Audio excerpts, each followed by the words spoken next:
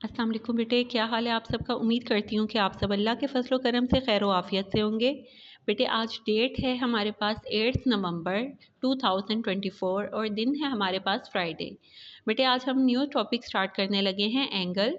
Page number है आपकी book का 133। बेटा एंगल समझने से पहले आपको याद होगा हमने फर्स्ट टर्म में डेफिनेशंस पढ़ी थी, parallel and non parallel lines. Parallel lines बेटा वो लाइंस होती हैं जो जितना मर्जी हम उनको आगे की तरफ इंक्रीज कर लें या पीछे की तरफ कर लें, तो बेटे वो कभी भी किसी भी पॉइंट पे एक दूसरे को टच नहीं करती हैं। और नॉन पैरेलल लाइंस वो लाइंस होती हैं जो आप जब उनको आगे की तरफ एक्सटेंड करते हैं तो वो कहीं ना कहीं ऐसा पॉइंट आपको मिल ही जाता है कि वो एक दूसरे को टच कर देती हैं। नॉन पैरेलल लाइंस जो हैं वो एक दूसरे को टच करती हैं और पैरेलल लाइंस आपस में एक दूसरे को टच नहीं करती। तो बेटा एंगल का कॉन्सेप्ट जो है वो भी इन्हीं लाइन से आया है। इसके लिए यहाँ पर आप रीड करें, when two non parallel lines intersect each other at a point. जब दो नॉन पैरेलल लाइंस जो हैं वो एक पॉइंट पर आकर एक दूसरे को टच करती हैं, different angles are formed at the common point. तो जिस पॉइंट पे वो आकर एक दूसरे को टच करती हैं वहाँ पर मुख्तलिफ तरह के एंगल्स जो हैं वो बनते हैं।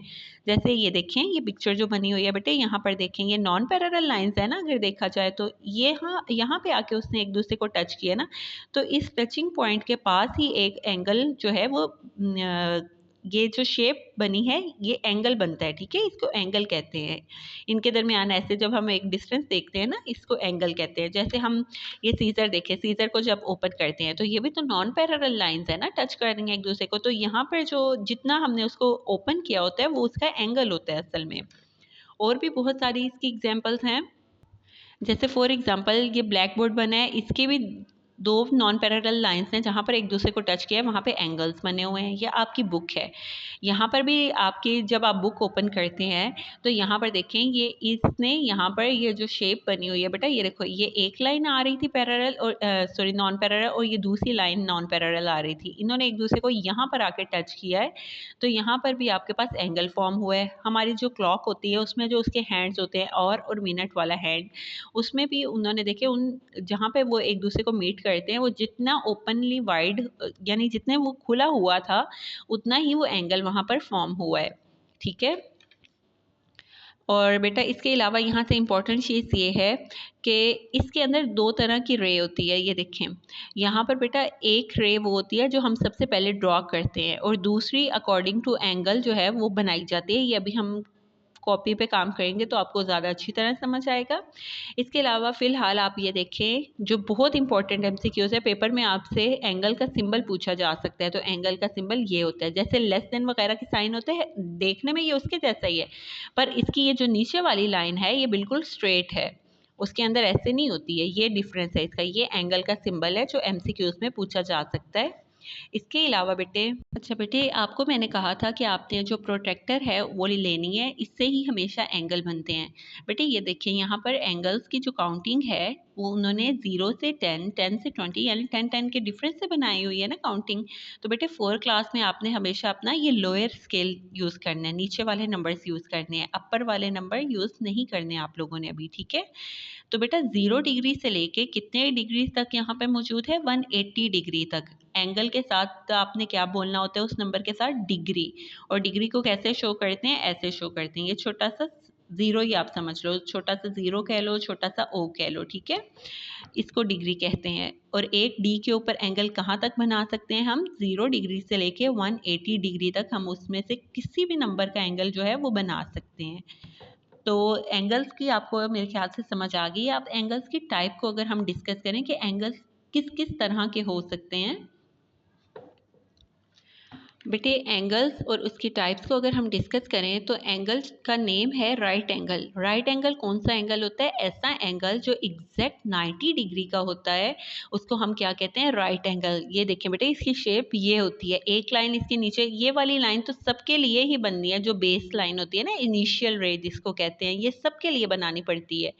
उसके बाद ये वाला जो हैंड है ना, ये बता रहा है कि ये 90 डिग्री का एंगल है। अगर आपको नहीं है देखें मैं आपको करके दिखाती हूँ।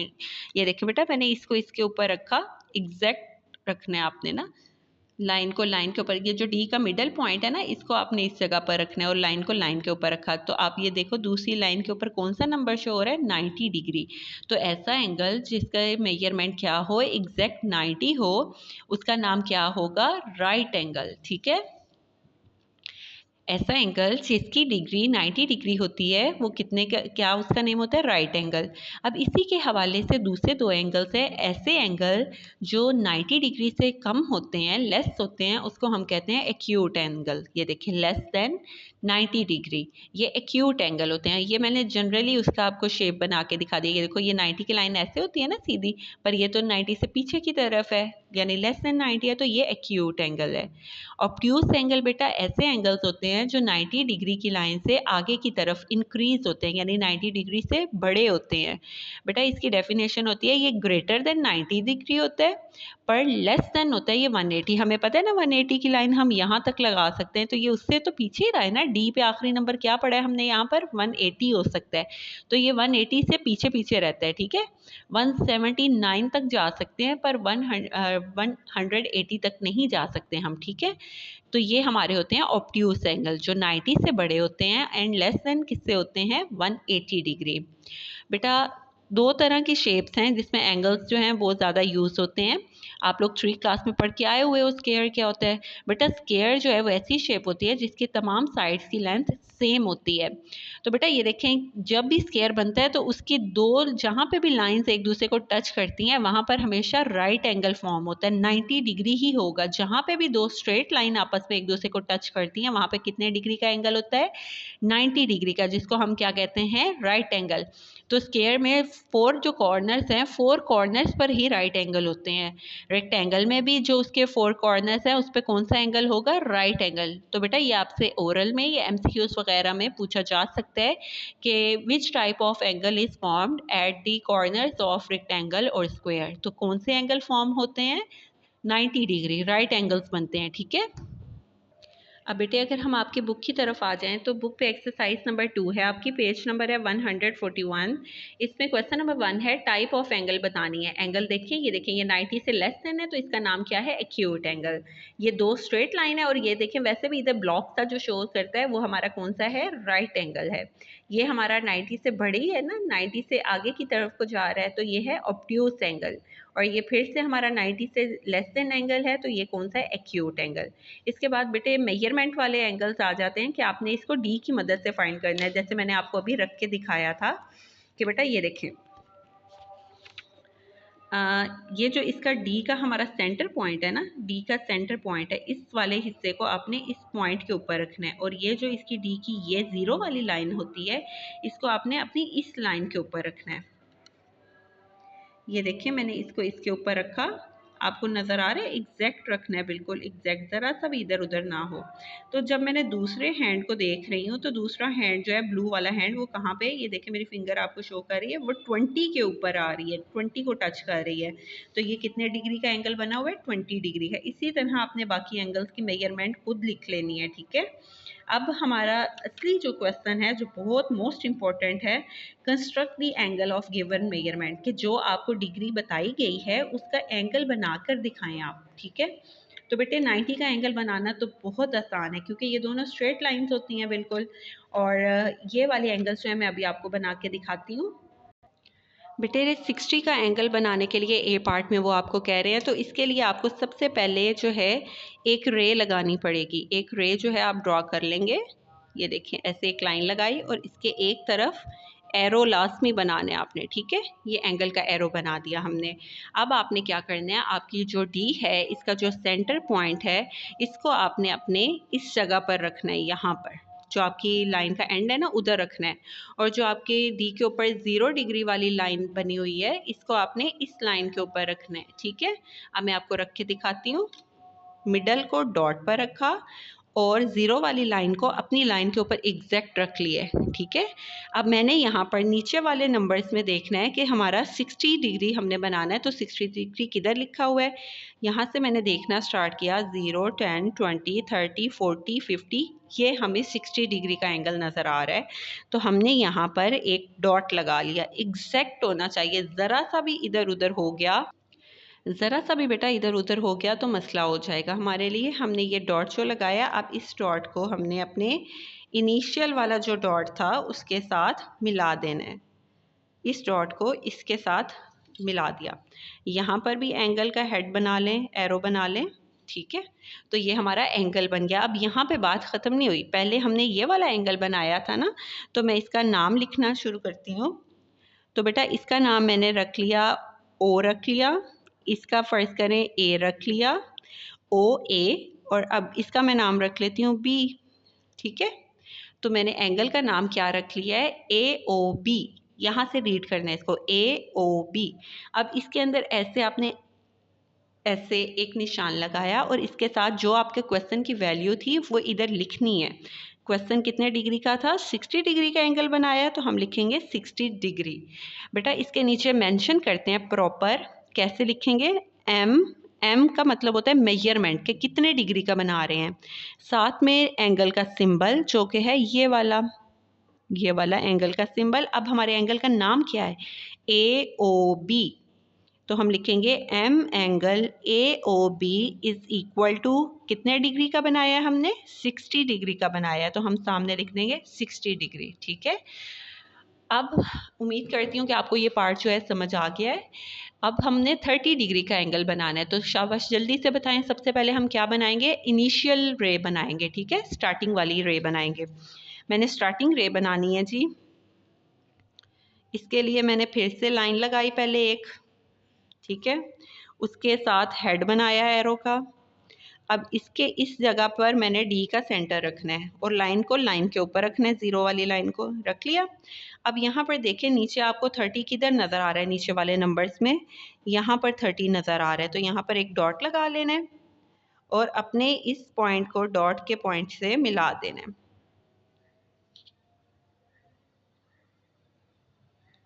थोड़ा सा भी इधर उधर आप करेंगे तो वो आपका गलत हो जाएगा बेटे। आपने 30 डिग्री का एंगल बना लिया है, यहाँ पर आप लिख लेंगे 30 डिग्री, ठीक है। इसका नाम भी वैसे रख लेते हैं ए ओ बी, और नीचे लिखेंगे M measurement angle A O B कितने डिग्री के इक्वल है, ये 30 डिग्री के, ठीक है। अभी तक जो दोनों हमने एंगल्स बनाए हैं ये हमने एक्यूट एंगल बनाए हैं। अब हम बनाएंगे ऑब्ट्यूस एंगल। ऑब्ट्यूस एंगल कौन सा होता है, जो 90 डिग्री से बड़ा होता है। हमें पता है ना 115 जो है 115 वो 90 से बड़ा होता है। तो अब हम बना के देखते हैं ये कैसे बनेगा। सबसे पहले वही तरीका है कि आपने एक स्ट्रेट रे बना ली, ठीक है, बन गई हमारी रे। अब इसको ऐसे इधर डॉट लगा लिया। अब अपनी डी का सेंटर इसके ऊपर रखना है और लाइन को लाइन के ऊपर एग्जैक्ट रखना है। अब आप मुझे बताएं 115 किधर आपको नज़र आ रहा है, बेटा यहाँ पे लिखा हुआ है 110, यहाँ पर लिखा हुआ है 120। नंबर आपने हमेशा नीचे वाला स्केल ही, लोअर स्केल यूज़ करना है, ऊपर वाले नंबर्स नहीं देखने बेटे आपने। अब नीचे वाला जो लोअर स्केल है इसमें आपको यहाँ पर 110 नज़र आ रहा है, यहाँ पे 120, तो ये जो हाफ लाइन है ना इसकी लगी हुई, बेटा ये 115 है। तो आपने अपने इस पॉइंट को अपने 115 पॉइंट के साथ मिला दिया, ठीक है, ऐसे ये आपने मिला दिया। अब इधर जो एंगल बना है वो कितने डिग्री का बनेगा, 115 डिग्री का। नेम लिखेंगे ए ओ बी, ठीक है, ए ओ बी। इसका नाम भी हमने रख लिया जैसे सब में रख लेते। इसका क्या लिखेंगे, M angle A O B is equal to 115 degree, ठीक है। और ये सबसे आसान एंगल अब हम बनाने लगे हैं जो कि है 90 डिग्री का। वो तो बनाना बहुत ही आसान है। सबसे पहले एक स्ट्रेट लाइन लगाई ऐसे करके,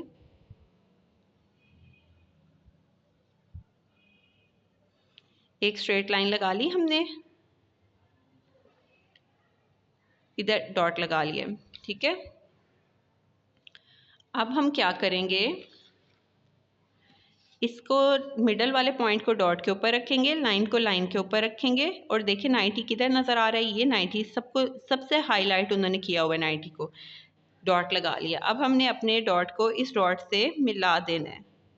तो बेटे हमारे पास कौन सा एंगल बन गया है, 90 डिग्री का एंगल जो है हमारे पास बन चुका है। और यहाँ पर आपने ब्लॉक वाला सिंबल बनाना होता है, ठीक है, 90 डिग्री पे ब्लॉक वाला सिंबल होता है। इसका नाम भी AOB रख दिया और यहाँ पर डिग्री मेंशन कर दें 90 डिग्री। अब यहाँ पर लिखेंगे M angle AOB is equal to 90 degree. ये था हमारा आज का काम। बेटा मैंने आपको आज एंगल बताया, एंगल की टाइप्स बताई और एंगल बनाना सिखाया है। तो बेटे शाबाश, जल्दी से अब आपने क्या करना है, आपने अपनी नोटबुक ओपन करनी है। नोटबुक पे जो क्वेश्चन नंबर 3 है ना, जो ये मैंने आपको शीट पे करके दिखाया बेटा, ये आपने अपनी नोटबुक पर नोट करना है। ऐसे ही आपने टॉपिक वगैरह सब कुछ लिखना है। और जो आपके बाकी क्वेश्चन नंबर 1, क्वेश्चन नंबर 2 और साथ में जो नीचे वाले क्वेश्चंस हैं वो आपने बुक पे ही सॉल्व करने हैं, ठीक है। मैं आपको दोनों की पिक्चर्स भी सेंड कर दूंगी। पर आप शाबाश, अच्छे बॉयज़ की तरह, जैसे क्लास में आप लोग अच्छी तरह परफॉर्म करते हैं माशाल्लाह, वैसे ही घर में आपने करना है। आपको इस चीज़ से कोई फ़र्क नहीं पड़ना चाहिए कि आप क्लास में हैं या घर में हैं। पढ़ने वाला बस आपकी नीयत होनी चाहिए। और मुझे पता है कि अल्हम्दुलिल्लाह मेरे बॉयज़ जो हैं वो माशाल्लाह बहुत पढ़ने वाली क्लासेस हैं। तो बेटे शाबाश, जल्दी से अपनी नोटबुक ओपन करें, जीनियस बॉयज़ की तरह जल्दी से अपना सी वर्क जो है कंप्लीट करें। आपका जो पिक्चर आएगी बेटे वो आपका होमवर्क है, सॉरी वो आपका सी वर्क है। उसके अलावा भी कुछ पार्ट्स मैं आपको दूंगी, वो आपका होमवर्क होगा, ठीक है। डायरी को ध्यान से पढ़िएगा और फिर इसको सॉल्व कीजिएगा। सब अपना बहुत ख्याल रखिएगा। अल्लाह हाफिज़।